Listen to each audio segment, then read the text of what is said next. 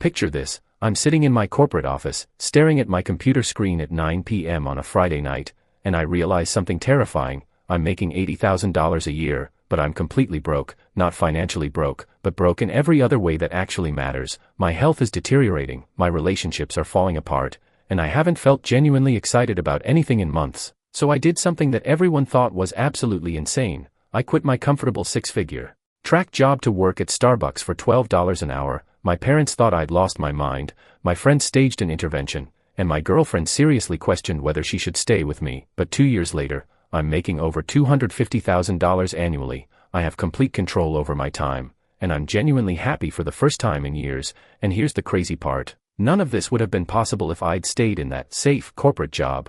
My name is Mike, and I spend way too much time thinking about money, career decisions, and why some people build extraordinary lives while others stay trapped in golden handcuffs for decades. If you've ever felt stuck in a job that pays well but slowly kills your soul, or if you've wondered whether there's more to life than climbing the corporate ladder, make sure to hit that subscribe button and give this video a thumbs up if it helps you see your career differently. Now, before I explain how working for $12 an hour led to making $250,000, let me take you back to where this story actually begins. Because the setup is important, you need to understand what I was giving up to appreciate why this decision wasn't nearly as crazy as it seemed. I graduated college with a degree in finance, landed a job at a mid-size company doing financial analysis. Nothing glamorous, but the pay was solid. I started at $55,000, which felt like winning the lottery compared to my college budget of ramen noodles and questionable life choices. Within 3 years, I'd worked my way up to $80,000 with decent benefits, a 401k match, and the kind of job security that makes your parents proud. On paper, I was crushing it. I was in my mid-20s, making more than most of my friends, working in a climate-controlled office where the biggest physical danger was a paper cut. I should have been thrilled, but here's what nobody tells you about these good jobs. They're designed to be just comfortable enough that leaving feels stupid, but just miserable enough that you're never truly happy. My typical day looked like this. Wake up at 6:30 a.m. feeling exhausted because I'd stayed up too late trying to squeeze in some personal time after working until 8 p.m. Commute for an hour in traffic that made me question humanity's collective intelligence, arrive at the office and immediately dive into spreadsheets and meetings that could have been emails, work through lunch because there was always another deadline, another project,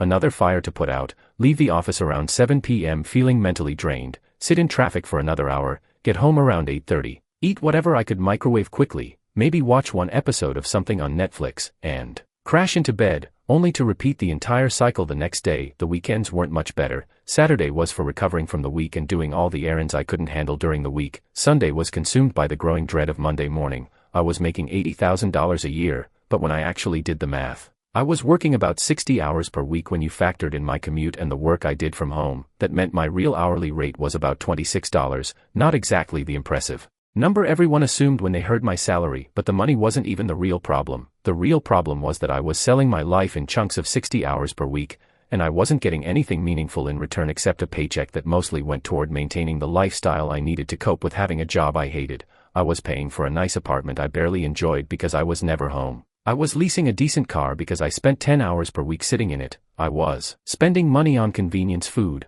on stress relief, on weekend entertainment to help me forget about work.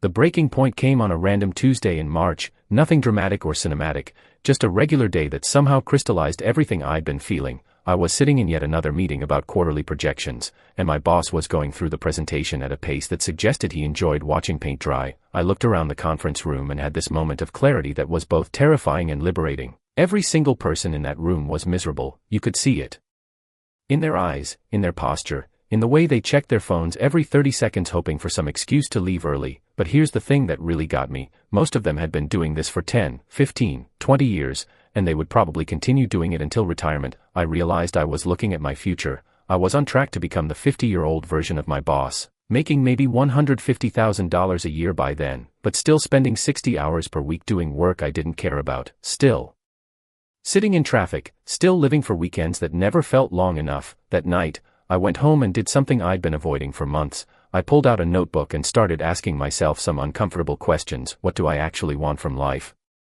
If money wasn't a consideration, how would I spend my time? What would I do if I knew I couldn't fail? Am I living the life I want, or the life I think I'm supposed to want? The answers were devastating. I realized I'd been following a script written by people who didn't know me, didn't care about me, and weren't going to be around to deal with the consequences of my choices. I'd taken the corporate job because that's what you're supposed to do after college. I'd bought into the idea that success meant a bigger salary, a fancier title, and a nicer car. But nobody had asked me whether that's what I actually wanted, and I'd never stopped to ask myself. So I started developing what everyone around me would call a completely insane plan. I'd been thinking about starting a YouTube channel for years.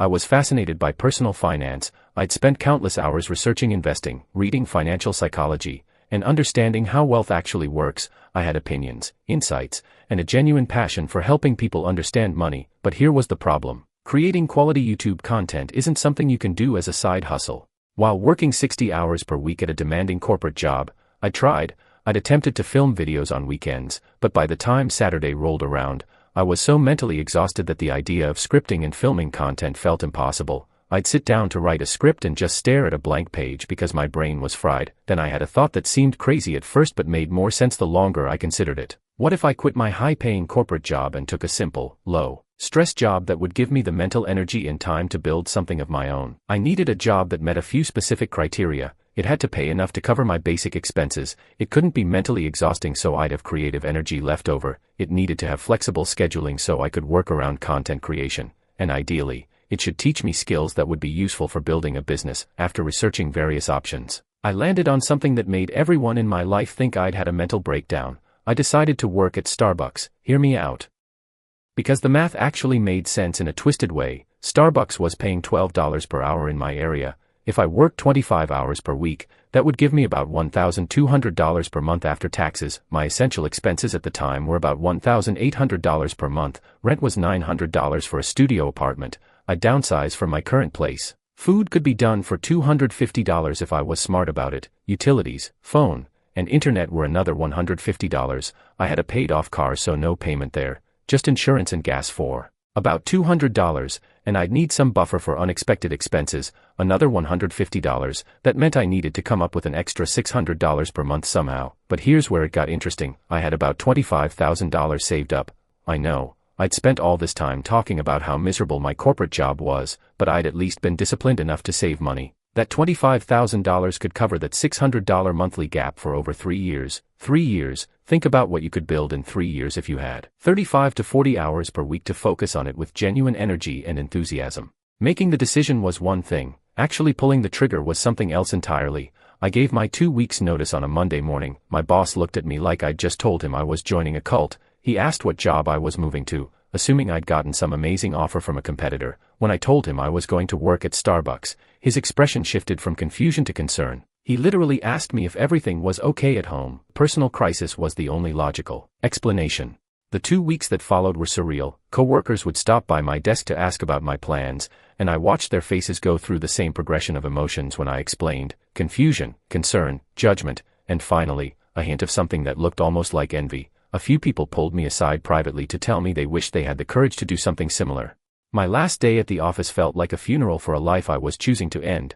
There was a sad little cake in the break room, some awkward speeches about how I'd be missed, and a gift card to a restaurant I'd probably never go to. I cleaned out my desk, packed up my coffee mug and the few personal items I'd accumulated, and walked out of the building for the last time. The next Monday, I started my training at Starbucks, and let me tell you, the learning curve was steep in a completely different way than corporate work. I went from analyzing complex financial models to learning how to properly steam milk, from presenting to executives to taking orders from customers who hadn't had their coffee yet and were not happy about it, from wearing business casual to wearing an apron that smelled like coffee grounds and regret. The first few weeks were humbling in a way I hadn't anticipated. I was the oldest person on my shift by about 5 years. Most of my coworkers were college students or recent graduates working part-time while figuring out their next move. They were great people, but the contrast with my old life was stark. Gone were the conversations about 401k strategies and mortgage rates, replaced with discussions about which TikTok trends were worth trying and whether the new menu item was actually any good. But something interesting started happening around week 3. I realized I wasn't exhausted anymore. I'd come home from my Starbucks shift, and instead of collapsing on the couch in a mentally drained heap, I actually had energy. I was physically tired. Sure, standing for 5 hours and rushing around during the morning rush will do that, but my mind was clear. I hadn't spent the day in back-to-back meetings or staring at spreadsheets until my eyes crossed. That mental clarity was like a drug. For the first time in years, I could think clearly about what I wanted to build. I'd get home around 2 p.m. with the entire afternoon and evening ahead of me, time that I could dedicate to creating content, learning video editing, researching topics for videos, and actually building something that mattered to me.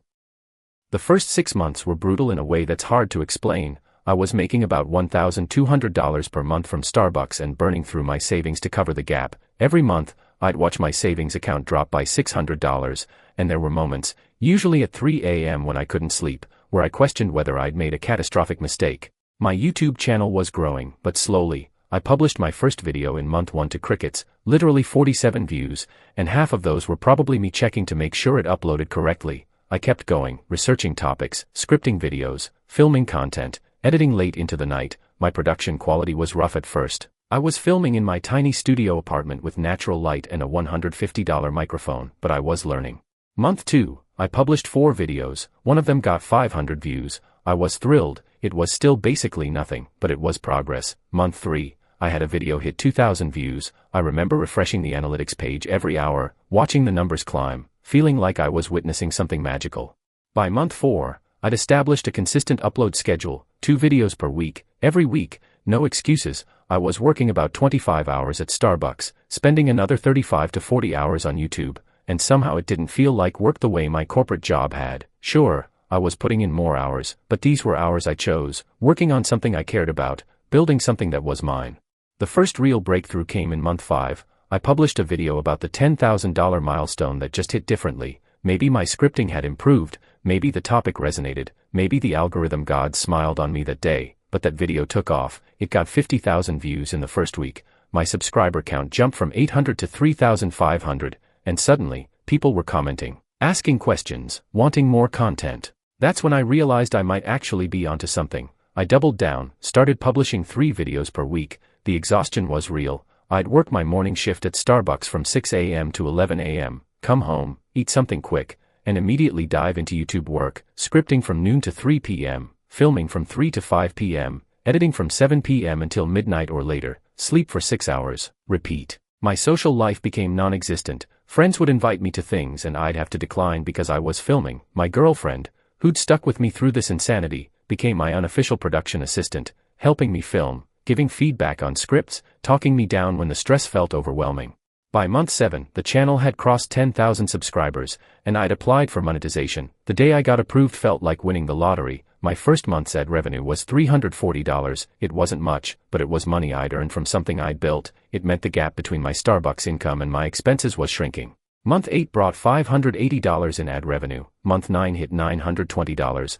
I was still losing money overall, still burning through savings, but the trajectory was clear. I was building something real. Month 10 was the turning point. My ad revenue hit $1,400, combined with my Starbucks income. I was finally breaking even, no longer hemorrhaging savings, just covering my expenses while building a business. But here's where the story gets really interesting. Once I crossed that break-even point, everything accelerated. Month 11 brought $2,100 in ad revenue. Month 12 hit $3,200. I'd been at Starbucks for a year, and I was now making more from YouTube than from my barista job. Around month 13, something clicked. My YouTube income hit $4,500 for the month. I sat down and did the math. If I quit Starbucks and put those 25 hours per week into YouTube instead, how much faster could I grow? It was time for another crazy decision. I gave my notice at Starbucks.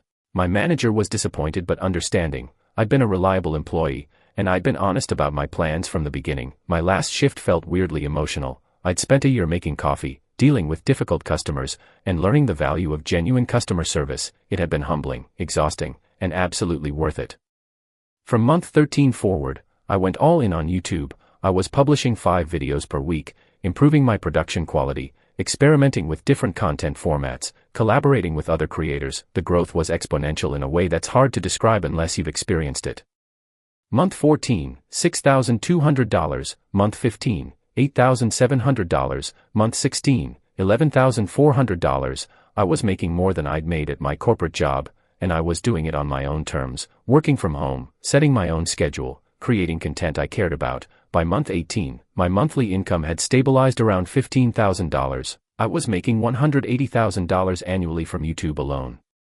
But the income was only part of the transformation. The real change was in who I'd become. I'd gone from someone who was competent but unfulfilled to someone who was building something meaningful. I developed skills I never would have learned in corporate America: video production, storytelling, marketing, community building, direct-to-camera communication.